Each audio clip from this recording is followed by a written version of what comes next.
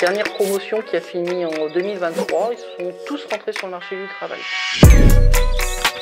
Peu importe la personnalité ou le type de personne qu'on est, on a tous un truc à apporter aux autres.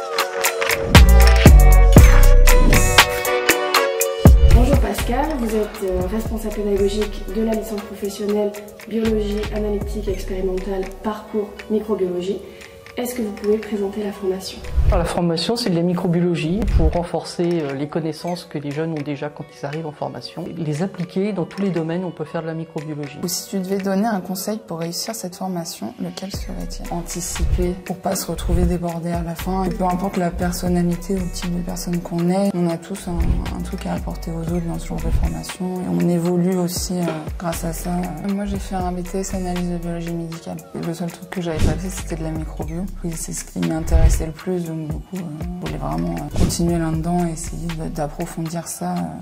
Y a-t-il un sujet auquel tu aimerais sensibiliser tes futurs étudiants? C'est une formation en apprentissage, donc il ne faut pas sous-estimer l'implication que ça demande. Le rythme, c'est 16 semaines en formation et tout le reste de l'année en entreprise. La dernière promotion qui a fini en 2023, ils sont tous rentrés sur le marché du travail. Comme on n'est que 16 dans la promotion, il y a une vraie cohésion généralement qui se crée, on est un vrai groupe et on s'entraide beaucoup sur nos projets, sur nos cours. Il y a pas mal d'oraux par exemple où on travaille sur des sujets qu'on doit approfondir en petits groupes ou en binôme pour la plupart. Oui, le plus gros projet c'est le projet taxonomie quand même. C'est plusieurs mois de travail pour rédiger un rapport et après faire une présentation orale par rapport à ce rapport. On avait chacun un type de germe à étudier, tout ce qui était levure, etc.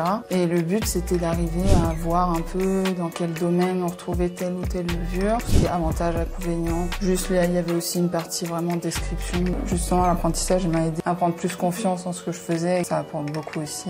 En quoi cette formation répond-elle aux défis actuels de l'industrie pharmaceutique? La sécurité du médicament, ça passe par aussi la microbiologie, surtout quand on est dans des médicaments injectables, on fait du stérile. Et la plupart du temps, on veut surtout éliminer les micro-organismes pour être sûr de ne pas en retrouver dans le médicament. Donc c'est toutes les technologies de salle blanche ou autres, toute la façon de travailler dans ces environnements-là que l'on voit dans la formation. Donc il y a un intérêt direct pour les gens qui travaillent dans l'industrie pharmaceutique.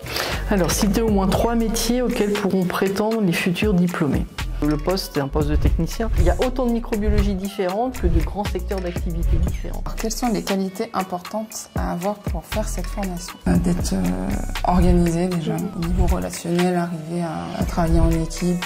Il y a beaucoup de projets de groupe d'un côté et de l'autre c'est l'équipe avec laquelle on travaille. La formation évolue en fonction des contraintes de l'environnement extérieur, si on peut dire des entreprises, d'évolution du monde du travail et des techniques. Et puis elle va aussi évoluer au niveau universitaire en fonction de ce qui va être demandé par les instances universitaires.